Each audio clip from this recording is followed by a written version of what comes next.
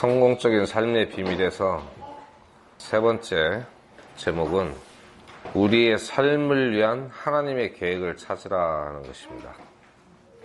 사도행전 22장 10절 말씀 읽고 시작하겠습니다. 내가 이르되 주여 내가 무엇을 하여야 하리이까 하매 주께서 내게 이르시되 일어나 다마스쿠스로 들어가라. 그러면 네가 하도록 정해놓은 모든 일을 거기서 듣게 되리라 하시니라. 오늘 우리 삶을 위한 하나님의 계획을 찾으라 하는 이 주제는 사울이 태어나자마자 거듭나자마자 예수님께 물어보았던 그 질문에 기초를 두고 있습니다.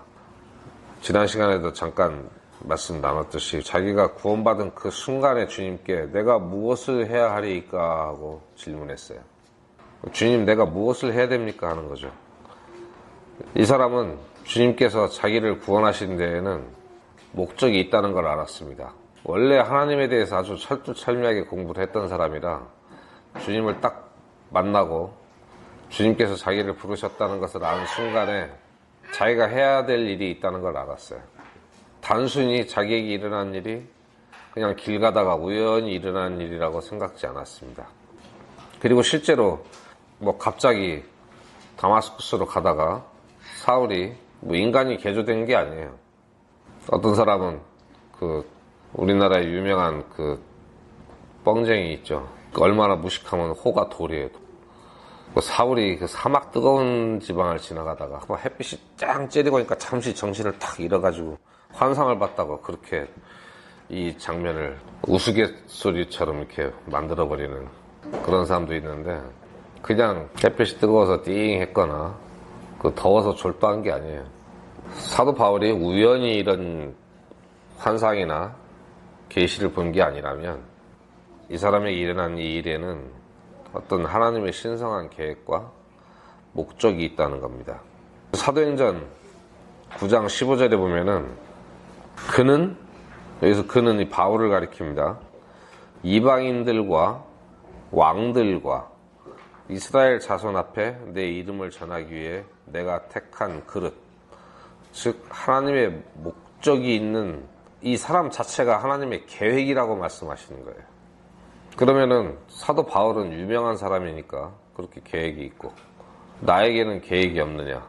우리가 이걸 생각해 봐야 됩니다. 하나님이 과연 내 삶을 위한 계획도 갖고 계시느냐? 그걸 어떻게 할 수 있어요? 그리고 또 우리가 뭘 찾아야 됩니까? 그걸 알려면은. 이 질문이 또 다른 질문들을 요구를 하고 또 많은 답들을 요구하는데, 첫 번째로 단호하게 말씀드릴 수 있는 것은 하나님께서는 자기 자녀들의 삶을 위해서 정해진 목적과 계획을 가지고 계시다는 거예요. 이것을 믿는 세 가지 이유가 있습니다. 첫째는 그렇게 기대하는 게 합리적이에요. 이치에 맞고. 왜? 하나님은 질서와 방법의 하나님입니다.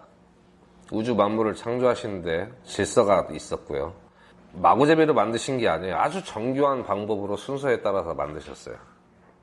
그것은 우리가 하나님의 형상을 담게 지어진 인류도 자기가 집을 짓거나 무슨 옷을 만들거나 뭐를 하든지 계획된 도면과 패턴에 따라서 일을 하지, 마구잡이로 산에 가서 도끼질하고 아무렇게나 못질해갖고 집을 짓는 게 아니에요.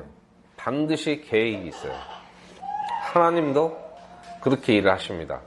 계획을 세우시고 아주 질서 정연하고 효율적인 방법을 가지고 일을 하세요. 두 번째는 경험에 의한 겁니다. 그 경험은 저의 개인적인 경험이 아니라 역사적인 경험이에요. 성경의 수많은 인물들을 통해서 하나님은 계획이 있다는 것을 우리에게 알려주셨어요. 무슨 계획이요? 각각 개인에 대한 계획이 다 있으세요. 첫째, 아브라함에 대한 계획에 대해서 살펴보면 히브리서 11장 8절로부터 10절에 믿음으로 아브라함은 부르심을 받아 훗날 상속재산으로 받게 될 곳으로 나가면서 순종하였고 자기가 어디로 가는지 알지 못한 채 나갔으며 믿음으로 그는 낯선 나라에 머무는 것 같이 약속의 땅에 머물렀고 자기와 함께 동일한 약속의 상속자가 된 이삭과 야곱과 함께 장막들에 거하였으니 이는 그가 기초들이 있는 한 도시를 받았기 때문이라. 그것의 건축자와 만드신 분은 하나님이시니라.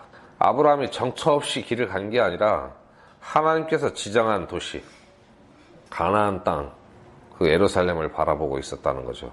목적이 분명히 있었다는 거예요. 우리도 이 땅에서는 순례자지만 우리가 가야 될 목적지가 분명히 있죠.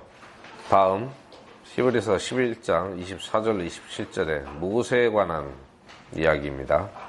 믿음으로 모세는 나이가 들었을 때 파라오의 딸의 아들이라 불리는 것을 거절하고 잠시 죄의 쾌락들을 즐기는 것보다 오히려 하나님의 백성과 함께 고난받는 것을 택하였으며 또 그리스도의 치욕을 이집트의 보화보다 더 큰 재물로 여겼으니 이는 그가 주께서 보상으로 보답해 주시는 일에 관심을 두었기 때문이니라. 믿음으로 그는 왕의 진노를 두려워하지 아니하고 이집트를 버렸으니 그는 보이지 아니하시는 분을 보는 것 같이 하면서 견디어냈느니라. 이 사람도 자기 인생의 분명한 목적을 알고 행동을 취했습니다. 편안한 길이 아니라 어려운 길을 스스로 선택했죠. 다음은 이제 다윗에 대해서 역대상 17장 17절에 나온 말씀 보겠습니다. 그런즉 너는 내 종 다윗에게 이같이 이르라. 만군의 주가 이같이 말하노라. 내가 너를 양 우리에서 곧 양들을 따르는 일에서 취하여 내 백성 이스라엘을 다스릴 치리자로 삼았고.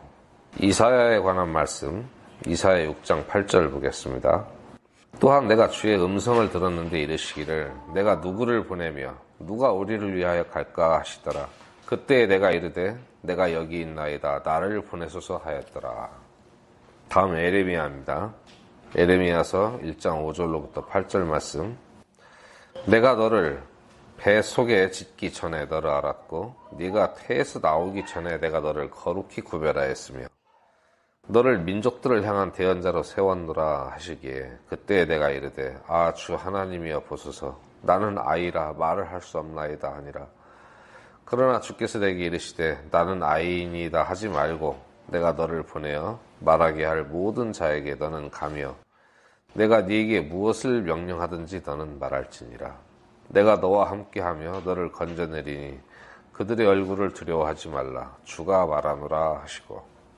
그 다음 첫 부분에서부터 살펴봤던 바울에 관해서 사도행전 9장 15절에 그러나 주께서 그에게 이르시되 네의 길로 가라. 그는 이방인들과 왕들과 이스라엘 자손 앞에 내 이름을 전하기 위해 내가 택한 그릇이니라. 여기 나오는 인물들을 보면은 어떤 사람은 하나님께서 정해주신 목표를 바라보고 갔고요. 어떤 사람은 자기 스스로 자기 소명을 깨달았어요. 스스로 자기 백성과 함께 가는 길, 어떤 길이 하나님께서 원하시는 길인지 알고 따라가는 사람도 있고요. 어떤 사람은 불러냈습니다. 하나님께서 다윗 같은 사람. 그리고 이사야는 자원했어요. 물론 이 사람이 자원할 만한 마음이 있으니까 하나님께서 이 하나님의 그 어전 회의를 볼 수 있는 그런 환상을 보여주셨겠죠. 그리고 반대로 에레미야 같은 사람은 하나님께서 불러냈는데 나는 어린아이라 말을 할 줄 모릅니다 하고 뺐습니다. 하지만 하나님께서는 단호하게 명령하시죠. 나는 아이입니다 하지 말고 내가 너를 보내어 말하게 할 모든 자에게 너는 가며 내가 네게 무엇을 명령하든지 너는 말할지니라. 나는 아이라고 자신 없다고 빼는데도 이렇게 강제로 시키시는 경우도 있어요. 바울 같은 경우에도 하나님께서 내가 택한 그릇이니라 그랬습니다. 모든 사람에게 하나님께서 불러내신 사람들은 다 목적이 있어요. 셋째, 이런 역사적 경험 외에 하나님의 말씀이 직접 가르치시는 대목이 있습니다. 신약성서 에베소서 2장 10절에 모든 그리스도인에 관한 말씀입니다. 우리는 그분의 작품이요 그리스도 예수님 안에서 선한 행위를 하도록 창조된 자들이니라.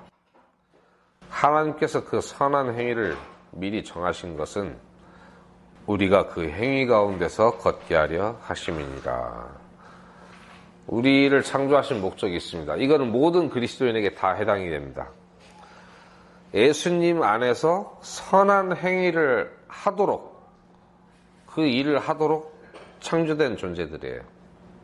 그래서 우리는 아무런 소명도 나는 알 수 없다 할지라도 최소한 예수님 안에서 선한 행위를 하도록 창조된 자들이라는 그 자기 정체성을 확실히 알아야 됩니다.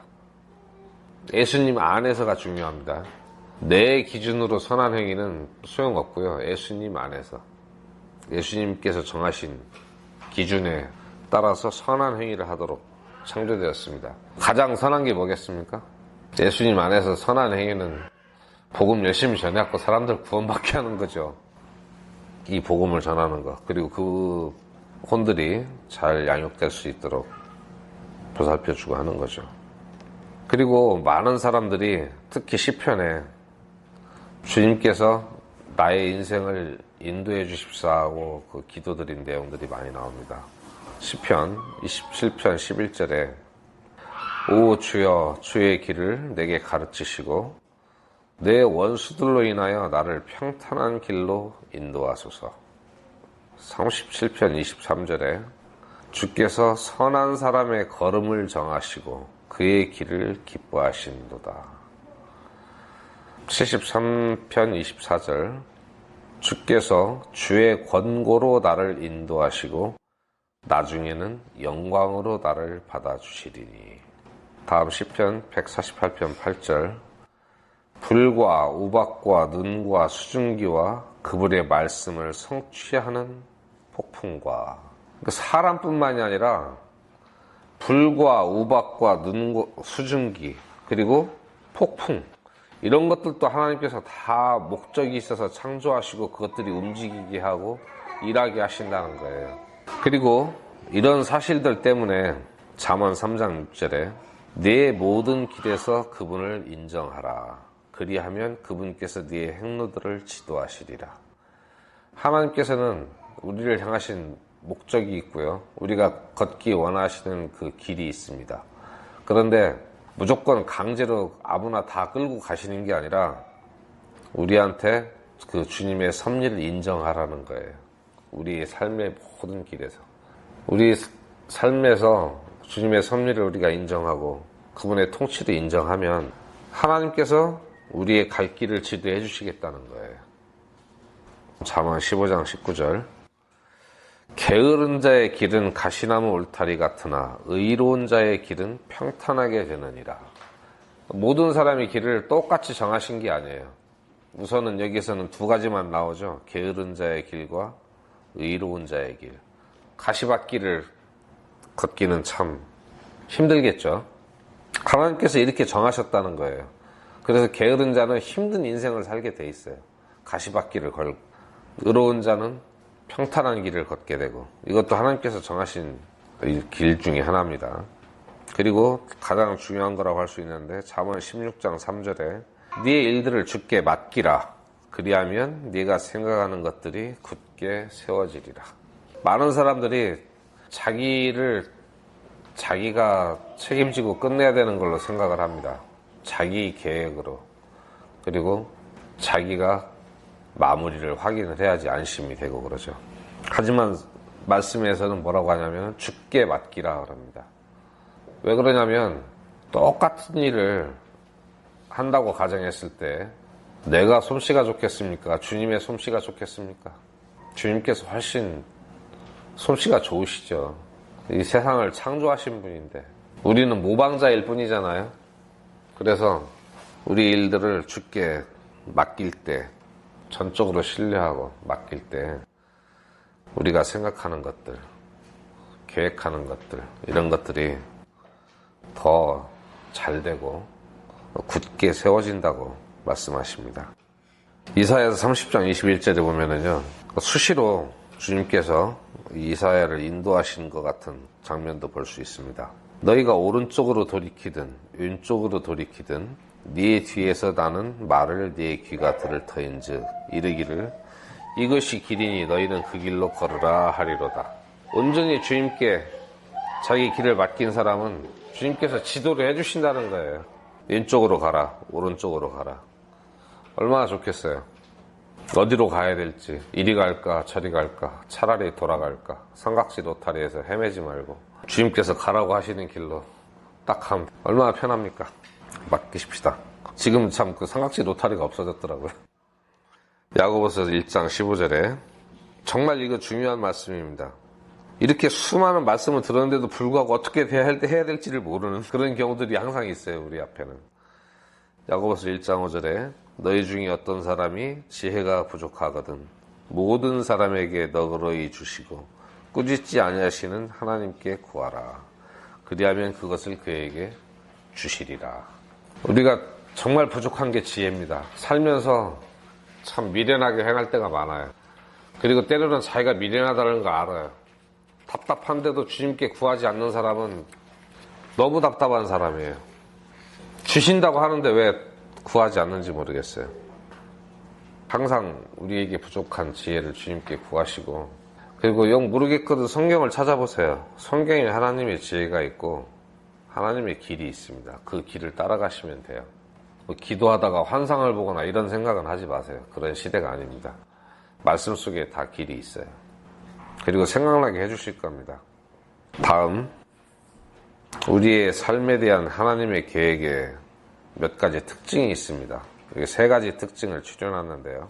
이 특징을 잘 보시고 주목하시기 바랍니다. 우리의 삶에 대한 그 하나님의 계획은 아주 개인적입니다. 사람마다 다 달라요. 사도행전 9장 4절에 보면은 너와 나라는 대명사가 나옵니다. 하나님과 우리 사이에 개인적인 관계가 있어요. 분명히. 우리들 중에 어떤 형제 자매님들도 세상에 누구도 마찬가지지만은 같은 사람은 한 명도 없어요. 우리 중에 똑같이 생긴 사람이 한 명도 없듯이 하나님의 계획도 똑같은 계획은 하나도 없다는 거예요. 다 개인적인 그 계획들이 있으십니다. 그래서 우리 각자를 향한 하나님의 계획은 아주 개인적이고 독특한 거예요. 특별한 거예요. 다윗에게 맡기신 일을 솔로몬에게 맡기셨나요? 부자가지간이라도 안 그랬어요. 또 바울에게 맡기셨던 일을 베드로에게 똑같이 안 맡기셨습니다. 모두 훌륭한 사도지만은 각자의 길이 있었고, 어떤 사람은 교회가 시작하자마자 순교를 하고, 어떤 사람은 세상이 망할 것 같은 이 로마 제국의 압제를 경험하면서 참 오래 살았어요. 일찍 죽은 사람이나 100세 가까이 되도록 살은 사람이나 각자의 그 길이 있고 맡은 역할이 있는 거예요. 모두가 다 다른 계획이 있고 길이 있습니다. 그것을 찾으셔야 됩니다. 다른 사람의 삶 속에서는 절대 찾을 수 없는, 내 삶 속에서만 성취될 수 있는 그 일이 있어요. 그리고 나를 위한 하나님의 계획이 있습니다. 그리고 그 계획은 어설픈 계획이 아니에요. 완벽한 계획입니다. 하나님께서 계획을 세우셨는데 어설프게 계획을 세우시겠어요? 로마서 12장 1절로부터 좀 보겠습니다. 로마서 12장 1절로부터 2절 말씀. 그러므로 형제들아, 내가 하나님의 긍휼을 힘입어 너희에게 간청하노니 너희는 너희 몸을 거룩하고 하나님께서 받으실 만한 살아있는 희생물로 드리라. 그것이 너희의 합당한 섬김이니라. 너희는 이 세상에 동화되지 말고 오직 너희 생각을 새롭게 함으로 변화를 받아 하나님의 그 선하시고 받으실 만하며 완전하신 뜻이 무엇인지 입증하도록 하라. 여기서 그 선하시고 받으실 만하며 완전하신 뜻이라고 되어 있죠. 그것이 무엇인지 우리 삶을 통해서 입증하라는 거예요. 누구에게요? 주님과 형제들과 세상 사람들에게. 우리에게는 아주 막중한 책임이 주어져 있어요. 우리 각자를 향한 하나님의 선하고 받으실 만하고 완전하신 뜻이 있다는 거예요. 계획이. 그것을 우리의 생활을 통해서, 우리 인생을 통해서 그걸 우리는 입증해야 됩니다. 그게 무슨 위대한 사도들에게만 주어진 명령이 아니에요. 누구를 대상으로 이 말씀을 주셨어요? 그러므로 형제들아 그랬죠. 일반 그리스도인들이에요. 뭐 대단히 말 잘 듣던 그리스도인들도 아니에요. 모든 그리스도인들을 향해서 지금 이 말씀을 하시는 거예요. 하나님은 우리를 향한, 우리 각자를 향한 완전한 계획이 있으세요. 그것을 우리가 찾아야 되고요. 그걸 우리 삶을 통해서 입증을 해야 됩니다. 우리가 이 땅에 사는 동안 해야 될 사명입니다, 그게. 그리고 그 계획은 허무맹랑한 게 아니에요. 실용적입니다. 하나님께서 우리에게 주시는 그 계획은 우리를 너무 잘 알고 계시기 때문에 우리가 할 수 있는 일을 주시는 거예요. 실행 가능하고 일상생활에서 할 수 있는 일을 하라고 하십니다. 아주 철저하게 그래요. 우리가 한국에 살고 있는데 뭐 미국에 가서 복음 전하라 이런 말씀 안 하세요, 절대로. 우리가 갑자기 뭐 아프리카에 있는 애들을 걱정하라고 뭐 그런 얘기 안 하십니다. 철저하게 실용적인 그 계획은 내 삶에서 우리 집과 내가 사는 동네와 내가 활동하는 지역과 직장, 여기에서 우리의 할 일이 있다는 거예요. 세계 평화를 위해서 막 뭐 이런 거 원하지 않으세요. 우리가 어떻게 그걸 합니까? 뭐 남북 통일을 위해서요? 그런 거 우리에게 원하지 않으세요. 우리 삶 속에서 아주 구체적이고 실용적인 계획을 갖고 계세요. 그래서 우리 인생에서 가장 중요한 것은 우리의 삶을 위한 그 하나님의 계획과 목적을 발견하는 거예요. 저는 구원받고 처음에는 철이 없어서 뭐가 뭔지를 잘 몰랐지만 딱 제대하고 신앙생활을 시작하면서부터 1년이 채 못 돼서 그거를 찾기 시작을 했어요. 그게 궁금했어요. 도대체 나 같은 인간을 왜 불러서 구원을 해주셨는지, 나를 향하신 주님의 뜻은 무엇인지, 그거를 알고 싶어서 교제에 열심히 참석을 했습니다. 예배에 안 빠지고. 그리고 교제에 참석하다 보면 가끔 이렇게 빈자리들을 보면은 마음이 좀 안 좋더라고요. 그래서 나 때문에 다른 형제가 이런 씁쓸한 기분을 느껴서는 안 되겠다 싶어서 교제를 안 빠지고 열심히 참석을 했어요. 그러다 보니까 주일학교 반사를 하라고 해서 주일학교 반사도 한 6개월 했던 것 같아요. 그리고 나서 교회에서 방송 일을 하게 됐는데 아무도 관심이 없어서 그냥 제가 한 거예요. 꼭 해야 되는 일인데 할 사람이 없어서. 그러다 보니까 또 시간이 지나다 보니까 또 설교까지 또 하게 됐네. 누군가 해야 되는데 할 사람이 없어서 그냥 한 거예요. 이건 내가 해야 된다 이게 아니라 저거 해야 되는데 왜 아무도 안 하지?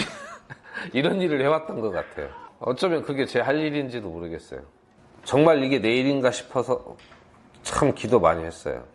지금도 알려달라고 하고 있습니다. 주님, 이게 제가 계속 해야 되는 일인지 확실히 알려주십시오. 아직은 제가 이게 제대로 된 일꾼이 오기 전까지 제가 임시로 하고 있는 것 같은데 일꾼을 빨리 보내주시든지 아니면 제가 이 일을 확실히 계속 해야 되는 건지 알려주십시오 기도하고 있어요. 어쨌거나 저는 이제 임시직이라도 이제 하고 있잖아요. 끝까지 하나님께서 나를 위해서 계획하신 어떤 그 목적을 발견하지 못하고 사는 분들도 있어요.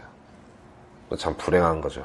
그러면서 항상 실패하고 살면서 좌절하고 또 원망하고 그런 경우가 있습니다. 하나님 저한테 왜 이러세요? 성경에는 어떤 특별한 목적이 아니라도 그리스도인을 향한 보편적인 목적이 많이 기록이 되어 있어요. 아까 우리가 찾아 읽었던 것처럼 주님 안에서 선한 일을 하도록 창조된 자들인데 주님 안에 있긴 있는데 선한 일을 안 한다든지 자기 나름대로 착하게 산다고 하는데 주님 안에 있지를 않아요. 자기 멋대로 엇나가 살면서 일이 잘 안 되면 하나님 나한테 왜 이러세요? 불순종하니까 당연한 거죠. 그리스도인이 불순종하면 이방인들처럼 그렇게 평탄하게 살 수가 없어요. 하나님께서 우리 삶에 늘 간섭을 하시고 개입하시고 때로는 인도하시고 때로는 징계도 하시고 올바른 길로 인도하시기 위해서 늘 간섭을 하시기 때문에 그냥 방임하는 존재가 아니에요. 그러다 보니까 주님께서 간섭하시거나 혹은 주님을 떠나면 또 우리는 안전하지 않아요. 사탄이 우는 사자같이 두루 다니면서 삼킬 자를 찾고 있는데 우리의 삶이 주님 밖에 나가게 되면 항상 걔들 밥이 돼요. 우리가 주님 안에 있을 때 안전하게 보호받을 수 있죠. 우리는 우리 자유의지로 얼마든지 하나님께서 원하시는 그런 삶을 살 수 있습니다. 그런데 역시 또 자유의지로 하나님께서 원치 않는 그런 삶을 살기도 합니다. 누구나 삶의 대가를 받아요. 우리가 꼭 그리스도의 심판대 앞에 가서만 그 결과를 받는 게 아니라 이 땅에 사는 동안에도 주님께서 우리를 가르치고 계시기 때문에 중간중간 성적표를 받아요. 중간고사라는 게 있어요. 기말고사 보기 전에. 중간고사가 많이 있어요. 그때마다 점수가 안 나올 때마다 하나님을 원망하면서 살 겁니까? 모든 학생이 공부는 하기 싫은데 점수는 잘 받고 싶은 게 사실이에요. 그런데 하나님 앞에서는 그런 게 없다는 거예요. 어떻게 공부를 안 했는데 점수가 잘 나올 수 있어요? 불가능한 거죠. 이 세상에 구원받지 않은 사람, 회개하지 않은 사람, 회개라고 표현하기는 좀 그렇죠. 바울의 경우는 회심했다고 표현하는데, 보통 회개는 우리가 죄에서 돌이켜서 방향을 바꿀 때 회개라고 표현을 하는데, 회심은 우리 마음이 주님을 온전히 향했을 때 회심이라고 하는 거예요. 물론 한 번에 구원받으면서 회심까지 되는 사람도 있죠. 회개에 머물지 않고. 비슷한 말인데 좀 그 느낌이 달라요. 좌우간 많은 사람들이, 특히 사울은 회심할 때까지 스스로 계획한 삶을 살고 있었습니다. 교회를 핍박하고 그리스도인들을 잡아다 죽이는 게 하나님을 위한 일이라고 생각을 했어요. 완벽한 계획이 있어요. 제사장과 랍비들의 지지를 받고 칭찬받고, 그리고 자기만큼 그 일을 잘 할 수 있는 사람이 없다고 생각하고 열심히 했을 거예요. 그런데 예수님을 딱 만났는데 예수님이 뭐라고 하세요? 나는 네가 핍박하는 예수라. 네가 여태까지 나를 핍박했다 이거죠. 하나님의 뜻과 반대되는 길로 갔던 거죠. 많은 기독교인들이 이 회심하기 전에 사울처럼 살고 있습니다. 하나님의 뜻이 아니라 자기 뜻대로 이게 하나님의 뜻이라고 생각하고 사는 거예요. 그런 바울에게 뭐라고 했습니까? 사울에게 가시채를 뒷발질하기가 네게 고생이라 그랬죠. 이 가시나무를 엮어갖고 이렇게 채를 만들어놨는데 그걸 뒷발질을 해요. 자기 발이 다 찢어지겠죠. 피가 철철 나고. 그걸 모르고 그거 산다는 거예요, 사람들이. 그러면서 나는 구원받는데 왜 이렇게 살기가 힘드나. 자기가 주님 뜻대로 살지 않는다는 거를 생각을 못 하는 거예요. 자기 생각이 옳은 길을 가고 있는데, 사울처럼, 다마스쿠스에서 예수님을 만나기 전에 사울처럼 내 생각에는 옳은 길을 가고 있어요. 하지만 주님 편에서 봤을 때는 아니었다는 거죠. 그래서 우리가 내가 생각하는 길이 아니라 주님께서 원하시는 내가 살아가야 될 그 길을 찾아야 된다는 거예요. 그러면은 우리는 고생을 덜 할 수 있어요. 빨리 내가 어떤 길을 가야 될지 알고 그 길을 간다면은 헛수고하고 인생을 허비하는 그런 시간이 많이 단축되겠죠. 피가 철철 나고. 그걸 모르고 그거 산다는 거예요, 사람들이. 그러면서 나는 구원받는데 왜 이렇게 살기가 힘드나. 자기가 주님 뜻대로 살지 않는다는 거를 생각을 못 하는 거예요. 자기 생각이 옳은 길을 가고 있는데, 사울처럼, 다마스쿠스에서 예수님을 만나기 전에 사울처럼 내 생각에는 옳은 길을 가고 있어요. 하지만 주님 편에서 봤을 때는 아니었다는 거죠. 그래서 우리가 내가 생각하는 길이 아니라 주님께서 원하시는 내가 살아가야 될 그 길을 찾아야 된다는 거예요. 그러면은 우리는 고생을 덜 할 수 있어요. 빨리 내가 어떤 길을 가야 될지 알고 그 길을 간다면은 헛수고하고 인생을 허비하는 그런 시간이 많이 단축되겠죠. 그리고 예수님의 제자들도 그런 일을 했어요. 예수님이 돌아가신 다음에 그 부활을 하셨는데도 그걸 모르고 이제 복음을 전하러 가야 되는데, 아니면은 모여서 자기들이 성령이 오시기를 기다려야 되거든. 그래야 되잖아요. 그런데 나는 이제 고기 잡으러 가노라 하고 떠났잖아요, 베드로도. 그러니까는 어디로 가야 될지 모르던 또 다른 형제들도 따라갔어요, 베드로를. 이게 잘못된 길을 가면은 혼자만 가는 게 아니에요. 꼭 몇 사람을 같이 끌고 들어가게 됩니다. 요한복음 21장 3절에 시몬 베드로가 그들에게 나는 고기 잡으러 가노라 하매 그들이 그에게 우리도 함께 가노라 하고 몇 사람이 부안해동했죠. 그들이 나아가 즉시 배에 올랐으나 그 밤에 아무것도 잡지 못하였더라. 말하자면 주님의 계획과 목적을 모르고 뭐를 해야 될지 몰라서 가끔 선택하는 경우가 있어요. 그런 경우에 사람들이 되게 어떤 일을 선택하냐면 자기에게 익숙한 일, 자기가 잘하는 일을 그냥 하려고 해요. 평소에 늘 하던 거니까. 그런데 거기에서 아무 소득도 얻을 수 없다는 거죠. 주님께서 원하시던 길이 아니었기 때문에. 모르면 어떻게 해야 돼요? 그러면 차라리 가만히 있어야 돼, 그 자리에. 주님의 뜻을 알 때까지 기도하면서. 나는 아주 잘난 계획을 세웠는데 아무 소득이 없어요. 뭘 해야 될지 모르고 행동했을 땐 그렇게 되는 거예요. 배만 고프겠죠? 헛수고해가지고. 그래서 우리가 할 수 있는 가장 위대한 일이 뭐냐면은 하나님의 뜻이 무엇인지 알고 그 뜻 가운데 중심에 딱 있는 거예요. 그러면은 주님께서 우리의 삶을 인도해 주십니다. 그물 한 번만 던져도 고기 빠글빠글하게 잡으면 되잖아요. 밤새도록 고기 잡아봐야 주님의 뜻에 밖에 있으면은 밤새도록 그물을 던져야 한 마리도 잡을 수 없어요. 주님의 뜻 안에 있으면은요, 말씀에 순종하면 즉시로 한 방에 그물 가득한 고기를 잡을 수 있잖아요. 때로는 무조건 그렇게 많이 주시는 건 아니에요. 그날 필요한 만큼 주실 때도 있어요. 그래서 우리 삶 속에서 우리가 가장 마음이 편하고 유한이 되고 내가 평화를 얻을 수 있는 방법은 내가 지금 주님의 뜻 가운데 한가운데 있다. 그걸 내가 확신할 수 있으면 그보다 평안할 수 있습니까? 위안이 되고 든든하죠. 그리고 세 번째, 우리가 예수님을 늘 주님이라고 부르는데 우리를 구원해 주신 분이니까 그렇게 불러요. 그래서 예수님을 우리 주님이라고 늘 부릅니다. 근데 예수님을 우리가 주님이라고 인정을 했으면 그분의 계획도 받아들여야 되는 거예요. 주님은 주님인데 주님 계획은 저하고 안 맞아요. 내 인생의 계획은 내가 알아서 할게요. 하면은 이거는 주님을 인정하지 않는 거잖아요. 주님을 인정한다면 주님의 계획을 받아들여야 돼요. 직장에서도 회사 사장을 사장님으로 인정을 하면 사장님이 주신 업무 계획을 자기가 받아들이고 그 일을 해야 되는 거잖아요. 사장님이 업무 지시가 딱 내려왔는데 이거는 안 맞아요, 우리 회사하고. 내가 알아서 할게요. 그러면 그 사장을 뭘로 보는 거예요? 사장을 이건 우습게 보는 거죠.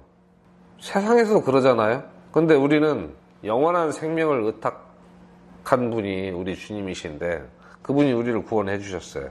그리고 우리를 향한 계획이 있다고 성경에 수백 군데 말씀하셨어요. 증거도 보여주시고 역사를 통해 증명하시고 말씀을 통해서 우리에게 권면하시고 그랬는데 그 뜻을 따라야죠. 그 뜻을 잘 모르겠어요? 모르겠으면 일단 그분의 계획이 뭔지 들어봐야죠. 그런데 듣지도 않고 나는 모르겠다. 하나님의 뜻을 모르겠다. 누가 가르쳐 주려고 하면은 몰라. 그거는 모른다는 게 아니라 듣기 싫다는 거예요. 즉 그것은 주님을 주님으로 인정하지 않는다는 자세예요. 아실 때만 필요할 때만 주님을 불러요. 현금 지급기인 줄 알아. ATM인 줄 알아. 예수님이 필요한 것만 뽑아 먹으려고 그래. 평소에는 안 가 거기. 귀찮아. 돈 떨어지면 가는 ATM. 자기 아쉬울 때만 주님께 기도합니다. 우리는 주님의 계획이 무엇인지 잘 들어보고 살펴봐야 돼요. 모른다는 말은 통하지 않습니다. 아버지 앞에서. 전 몰라서 못했어요. 그런 말 할 수 없어요. 우리에게는 성경이 있고 성경을 풀어서 해석해준 설교자들이 많이 있어요. 이 사도행전 9장 6절 계속 복습을 해야 됩니다. 그리고 8절 보겠습니다. 6절 읽고 8절 보겠습니다. 그가 떨며 놀라 이르되 주여 내가 무엇을 하기 원하시나이까 하매 주께서 그에게 이르시되 일어나 도시로 들어가라. 그러면 네가 반드시 해야 할 일을 듣게 되리라 하시니라. 다음 8절이요. 사울이 땅에서 일어나 눈을 떴으나 아무도 보지 못하므로 그들이 손으로 그를 인도하여 다마스쿠스로 데려가니라. 처음에는 하나님의 계획에 대해서 무지합니다. 아무것도 보이지 않을 수 있어요. 하지만 주님의 손에 이끌려서 사울의 그 인생은 이제 변화되기 시작합니다. 3년 동안 사막에 나가서 훈련도 받았고요. 나중에 교회에 정말 아주 중요한 핵심적인 인물로 사도 바울이 성장을 하게 되죠. 우리는 하나님께서 이전에는 관심이 없었는데 이제 교회를 핍박하러 오는 자를 다마스쿠스에서 그때서 발견했다. 이렇게 생각할 수는 없어요. 항상 하나님께서는 사울을 지켜보고 계셨죠. 저도 구원받고 난 다음에 그걸 느꼈어요. 내가 구원받기 10년 전부터 나를 지켜보고 계셨구나. 그런 걸 느꼈습니다. 그리고 제가 구원받기 전에 했던 모든 일들이 나중에 신앙생활을 하는데 많이 도움이 되는 걸 봤어요. 심지어 제가 어려서부터 이 책을 보기를 좋아했던 그 성격이나 그 관록이 나중에 말씀을 이해하는데 엄청난 그 영향을 줬거든요. 그래서 내가 구원받기 전부터 쭉 어렸을 때부터 하나님께서 지켜보시고 나를 인도하신 것 같은 그런 느낌이 들었어요. 물론 저 혼자 개인적인 생각일 수도 있어요. 근데 교회 생활을 하면서 전 그런 걸 많이 느꼈어요. 직장에서 제가 많이 다닐 때는 서울에서 하루에 240km에서 300km를 운전을 하고 다녔습니다. 서울 시내에서. 근데 나중에 그 다니던 교회를 나와가지고 형제들하고 같이 교회를 개척하고 교제를 열심히 참 쫓아다녔거든요. 그런데 그때 직장 다니면서 내비게이션이 없던 시절이기 때문에 직접 가보지 않으면 길을 알 수가 없는데 제가 서울 토백이보다 골목길, 샛길 이런 데를 더 많이 알고 있더라고요. 그래서 형제자매들 방문하고 집에 찾아다니고 하는데 그렇게 많은 도움을 받을 수가 없었어요. 서울 사람들이 찾지 못하는 길을 찾아서 이렇게 나오고 그랬어요, 밤중에. 그런 걸 보면서 저는 이 삶 속에 아주 사소한 일을 할지라도 저는 직장 일을 그냥 열심히 했을 뿐인데 나중에 그게 교제 생활에 도움이 되더라고요. 그래서 현재 나에게 닥친 일을 내가 아주 성실하게 그 일을 하다 보면은 그것이 나중에 하나님의 일을 하는데 다 쓰임을 받는다는 거예요. 그래서 우리 삶에서 하나님께서 나를 향한 계획이 무엇인지 모를 때는 간단한 방법이 있어요. 현재 그 일에 충실하라는 거예요. 그러면은 그 일을 통해서 배운 내 기능이나 경험이나 재주를 가지고 하나님께서 또 쓰신다는 거죠. 그런 일이 상당히 여러 번 반복이 되어 있습니다. 그리고 우리는 나를 향하신 그 하나님의 계획을 발견하기 위해서 계속 앞으로 나가야 돼요. 몇 번 찾아봤더니 모르겠어, 머리 아파, 이러면 안 된다는 거예요. 발견할 때까지 계속 앞으로 나가야 돼요. 왜? 그걸 발견하지 못하면 내 인생의 목적을 모르는 거잖아요. 어디로 가야 될지를 모르고 산다는 것처럼 불행한 인간이 어디 있어요. 짐승이 아니잖아요. 짐승은 주인이 부르는 대로 따라가요. 그럼 최소한 우리도 주인의 음성을 듣고 따라가야 되는 거 아니에요? 몇몇 사람을 제외하고는 대부분의 삶에 하나님께서 다 그 계획을 가지고 간섭을 하시는데 아브라함처럼 네 모든 식솔들을 데리고 가나안 땅으로 가라. 그리고 몇십 년 동안 안 나타나시는 이런 일은 거의 없어요. 항상 조금씩 계시를 해주십니다. 우리 삶 속에서. 우리는 아브라함처럼 그렇게 위대한 사람이 아니기 때문에 그래요. 우리 중에 누군가가 앞으로 일어나서 어디로 가라 하고 한마디만 딱 하고 하나님께서 10년 동안 안 나타나시면 그 길을 갈 사람이 있어요? 없을 거예요. 아마 내가 헛것을 봤나 환청을 들었나 하고 다시 원위치로 돌아올 겁니다. 아브라함은 그런 면에서 참 위대한 거예요. 한번 떠다라고 하고 몇십 년 동안 안 나타나셨는데 그 길을 계속 갔어요. 그거 어마어마한 믿음이에요. 그거 아무나 할 수 있는 게 아니에요. 시편 37편 보겠습니다. 주께서 선한 사람의 걸음을 정하시고 그의 길을 기뻐하시는도다. 우리가 일단 선한 사람이 되는 게 필요합니다. 그래야지 주님께서 그 사람의 걸음을 그 길을 기뻐하시는 그런 존재가 되는 거죠. 선한 것은 주님 앞에서 선한 것이 그게 중요합니다. 그리고 주님은 우리가 어디서 시작해서 어디서 끝날지를 다 알고 계세요. 하나님은 자기가 하는 일도 어디서 시작해서 어디서 끝낼지 알고 계시잖아요. 네, 창세기에서 시작해서 요한계시록에 끝내잖아요. 이 세상에 관한 일은. 그 이후에 영원한 계획이 또 있으시지만 말씀에 이사야서 46장 9절로 10절 말씀에 보면 옛적의 이전 일들을 기억하라. 나는 하나님이요 나 외에는 다른 이가 없나니 나는 하나님이니라. 나 같은 이가 없느니라. 내가 처음부터 끝을 밝히 알리며 아직 이루어지지 아니한 일들을 옛적부터 밝히 알리고 이르기를 나의 계획이 설터이니 내가 나의 기뻐하는 모든 일을 이루리라 하였노라.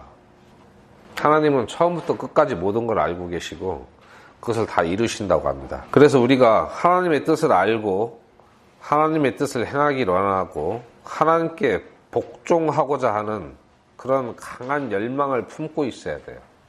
그리고 사도행전 22장을 보겠습니다. 그런 강한 열망을 품고 이 말씀을 봐야 됩니다. 내가 이르되 주여 내가 무엇을 하여야 하리이까 하매 주께서 내게 이르시되 일어나 다마스쿠스로 들어가라. 그러면 네가 하도록 정해놓은 모든 일을 거기서 듣게 되리라 하시니라. 주님의 뜻을 알고 첫째, 그리고 그 주님의 뜻을 행하기 원하고 주님의 뜻에 나는 복종하겠다는 강한 열망을 품고 주님 앞에 이렇게 물어보세요. 주여 내가 무엇을 하기를 원하십니까? 물어보십시오. 주님께서 어떻게 대답하는지. 그 열망을 품고 이 성경을 찾아보세요. 과연 주님께서는 내게 무엇을 원하시는지 발견할 수 있습니다. 저는 그냥 교회 생활 속에서 발견했어요. 꼭 해야 되는 일인데 아무도 하는 사람이 없어요. 내 눈에 그거 보인다는 거잖아요. 다른 사람 눈에는 안 보이는데 주님께서 저걸 하라고 하시나 보다 하고 그냥 했어요. 우리 각자 그런 경험들이 있으실 거예요. 사도 바울은 구원 받자마자 이걸 물어봤어요. 망설이지 않고. 이 사람은 언제든지 주님의 뜻에 순종할 마음을 품고 사는 사람이죠. 인생이 항상 준비가 돼 있어요. 하나님의 뜻에 순종하기 위해서. 그러니까 이런 말이 나오는 거죠. 어떤 사람은 구원받고 아무리 오래돼도 나 같은 사람을 위해서 주님이 뭔가를 하라고 하시겠어? 자기를 너무 과소평가하는데 그거는 겸손한 게 아니에요. 하나님께서는 나를 향해서는 아무 계획도 가지고 계시지 않다는 그런 뜻이거든요. 그게 그 하나님의 뜻을 전적으로 오해한 거죠. 그런 분이 아닌데 하나님의 뜻이 무엇인지 거기에 대해서는 우리가 항상 질문을 할 수 있는데 하나님의 뜻에 대해서 알고 그분의 뜻을 따르려면 해야 될 일이 기본적으로 4가지가 있습니다. 첫 번째가 기도하면서 주님과 함께 만찬을 나눠야 됩니다. 주님과 교제가 돼야 된다는 얘기예요. 시편 27편 11절에 오 주여 주의 길을 내게 가르치시고 내 원수들로 인하여 나를 평탄한 길로 인도하소서. 주님께서 우리에게 가지신 계획을 계시해 주시는 비밀스러운 나만의 시간과 장소를 가져야 되는 거예요. 이 사람은 기도했잖아요. 항상 주님 내게 길을 가르쳐 주십시오. 우리가 주님과 개인적으로 교제하는 시간을 가져야 돼요. 교회에서 시키는 일이 내 일이 아니에요. 교회를 기쁘게 하려고 하지 말고 주님을 기쁘시게 하려고 해야 돼요. 우리 교회는 기쁘게 해도 됩니다. 대체적으로 주님의 기쁨이 아니라 대형 교회의 어떤 그 시스템을 위해서, 목사를 위해서 일하는 그 기독교인들이 참 많아요. 그 하나님의 기쁨과는 아무 상관이 없는 일부 목사의 기쁨을 위해서 일하는 그런 짓은 하지 마시고요. 정말 모르겠으면 간절히 기도하세요. 주님께서 알려주십니다. 이 말씀을 통해서 알려주세요. 그리고 하나님의 말씀을 연구해야 됩니다. 한 번 하다 말면 되는 게 아니에요. 연구하고 또 연구하고 계속 반복해야 됩니다. 그래서 하나님의 말씀과 명령과 그 하나님의 인도함을 받았던 사람들의 그 삶을 읽고 복습을 하면은 어떻게 하나님께서 사람을 인도하시는지, 어떻게 하나님께서 자기 일꾼들을 지도하시는지 알 수가 있어요. 그래서 시편에 주의 말씀은 내 발의 등이요 등불이요 내 길의 빛이니이다 이렇게 말씀하신 거예요. 주님께서 내 길을 알려주시는 거예요. 등불이 되어서 내가 어디로 가야 될지 길을 밝혀 보여주시는 거죠.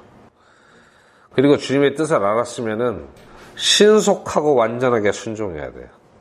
몰랐을 때는 몰랐다고 핑계를 대는데 그것도 핑계 댈 수 없지만 주님의 뜻을 알았을 때는 아주 신속하게 순전한 마음으로 순종을 해야 됩니다. 그러면은 더 깊은 뜻을 보여주십니다. 사무엘상 15장 22절에 보면 사무엘이 이르되 주께서 주의 음성에 순종하는 것만큼 번제 헌물과 희생물을 크게 기뻐하시나이까 보소서. 순종이 희생 헌물보다 낫고 귀를 기울이는 것이 순양의 기름보다 나으니 그랬습니다. 하나님께 어떤 예물을 드리는 것보다, 헌물을 드리는 것보다 순종하는 게 낫다는 겁니다. 하나님께서 다 죽이라고 했는데 내가 하나님께 헌물을 드리기 위해서 살려두었습니다 하는 것은 명백한 불순종이고 반항입니다. 그리고 우리에게 너무 어려운 걸 시키지 않으세요. 한 번에 한 걸음씩, 한 단계씩 인도합니다. 사도 바울도 그렇게 인도하셨어요. 이 사람이 구원받자마자 갑자기 엄청난 일을 시키신 게 아니에요. 일단은 형제들의 일행들의 인도를 받아서 도시로 들어갔고, 그 다음에 바나바를 만나게 해주시고 교회에 소개를 하고, 아주 상식적인 절차를 통해서 교회에서 사도 바울이 인정을 받는 그런 절차를 거쳤어요. 갑자기 사도 바울이 교회가 모이고 있는데 뿅 하고 나타나가지고 하나님께서 나를 보내셨느니라 이런 식으로 일하지 않으셨어요. 이미 교회에서 인정받는 사람에게 또 하나님께서 계시를 주셨잖아요. 바나바에게. 그래서 가서 사울을 데려오라 했고, 상식적으로 이해될 수 있는 방식으로 사울을 교회로 인도하셨습니다. 그리고 교회가 받아들일 수 있는 그런 믿을 수 있는 절차를 통해서 교회 일원이 되게 하셨어요. 우리가 일하는 것도 마찬가지입니다.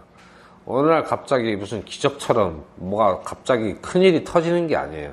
아주 상식적인 절차와 어떤 과정을 통해서 일이 이루어져 가요. 그런 식으로 우리의 삶을 인도하신다는 거예요. 그리고 우리는 주님을 신뢰해야 됩니다. 완전하게 신뢰해야 돼요. 조용하게. 그걸 완전하고 암묵적인 신뢰라고 표현을 했는데요. 우리는 살아가면서 내 삶 속에서 주님께서 어떻게 역사를 하셨는지 그걸 찾아보는 일은 거의 없어요.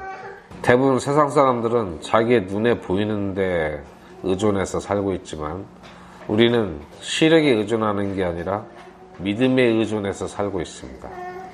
이것은 무슨 이야기냐면은 의인은 믿음으로 말미암아 살리라 그랬잖아요.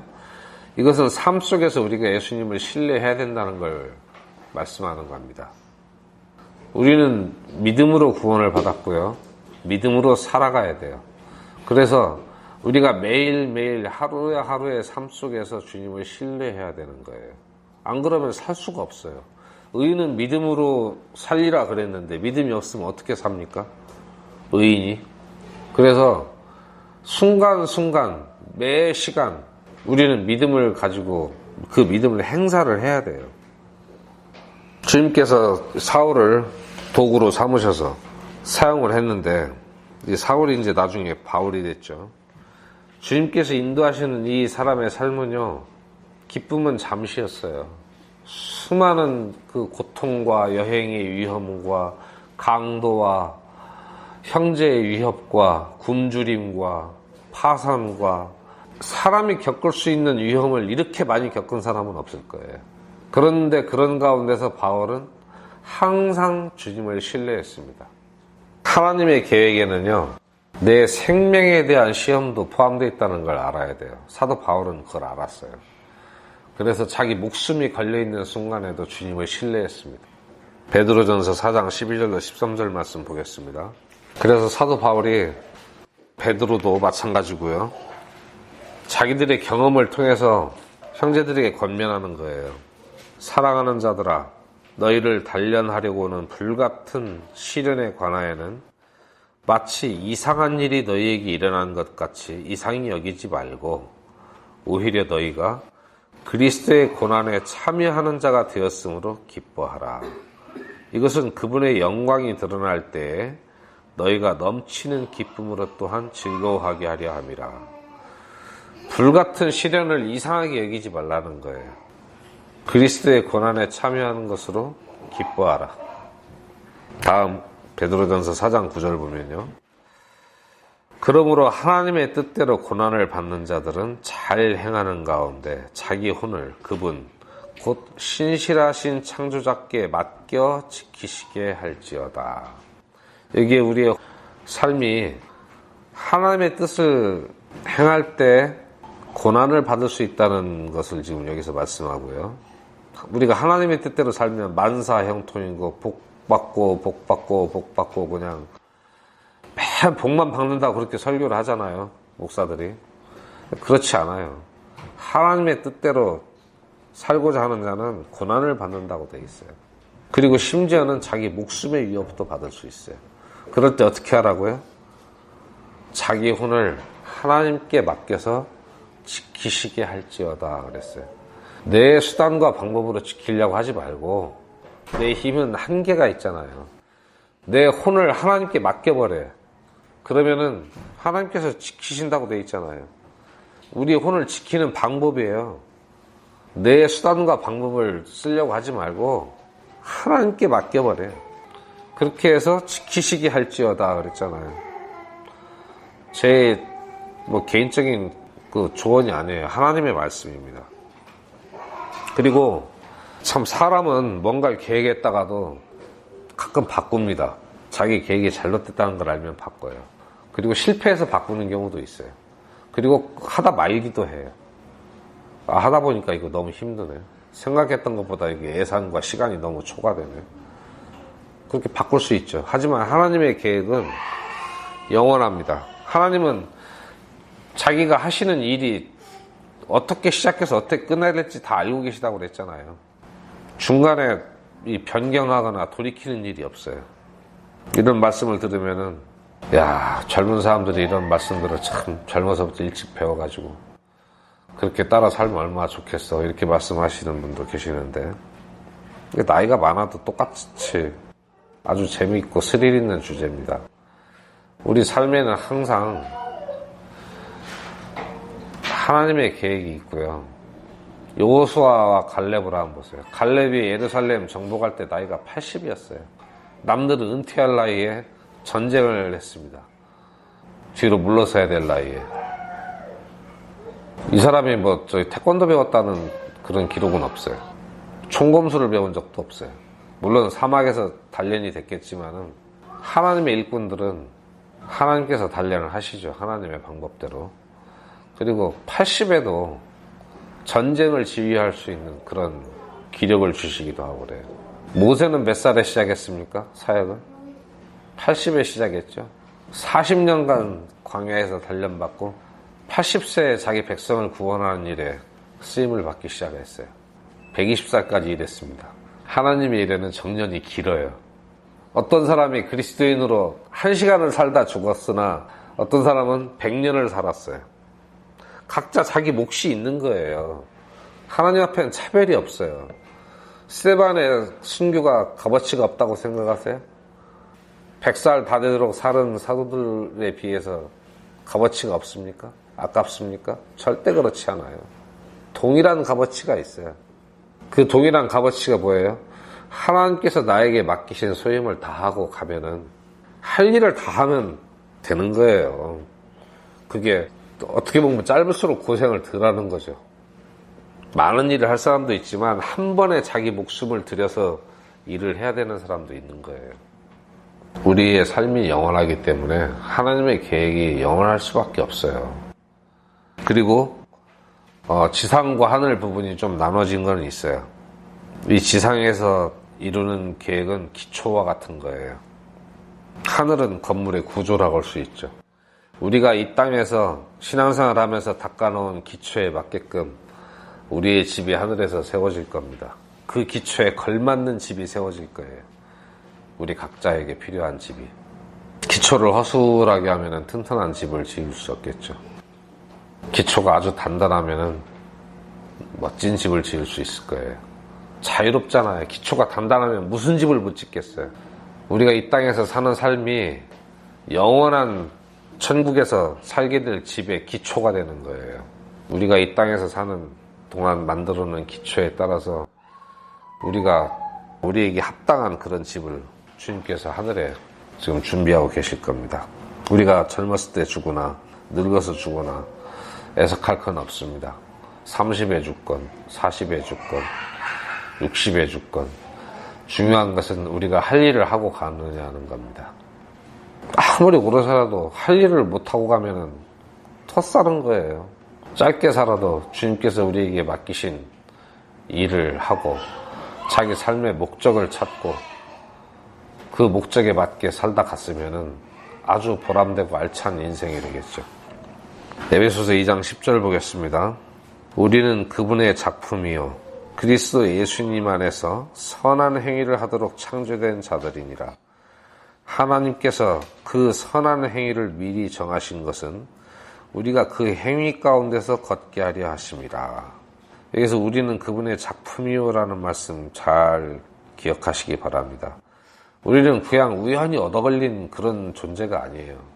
그분의 작품이에요. 자신의 가치를 하찮게 여기지 않기를 바랍니다. 자신의 가치를 발견하고 왜 나를 이렇게 만드셨는지 그 목적을 찾아야 돼요. 그래서 그 자신의 가치를 발휘를 해야 돼요. 나를 향하신 하나님의 그 목적을 꼭 찾으시기 바랍니다.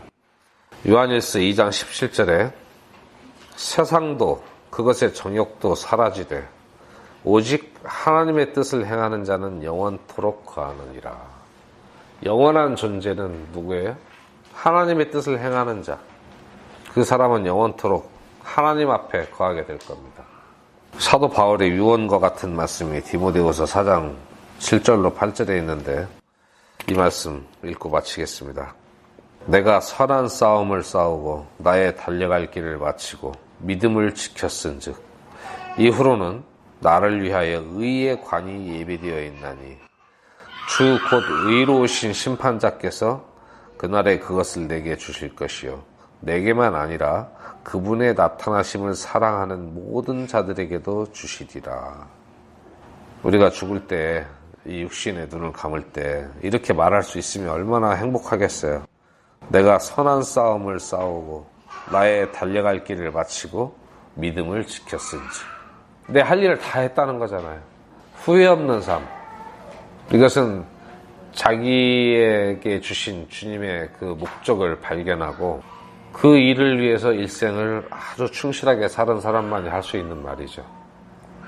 근데 이렇게 살으려면은 나를 향하신 하나님의 그 목적을 찾아야 됩니다. 엉뚱한 길로 가면 아무 소용이 없잖아요.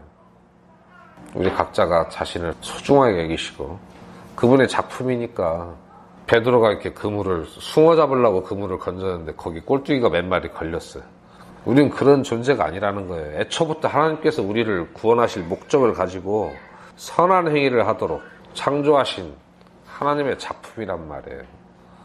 나만의 역할이 있어요. 아무도 대신할 수 없는. 꼭 내가 해야 되는 일이 있습니다.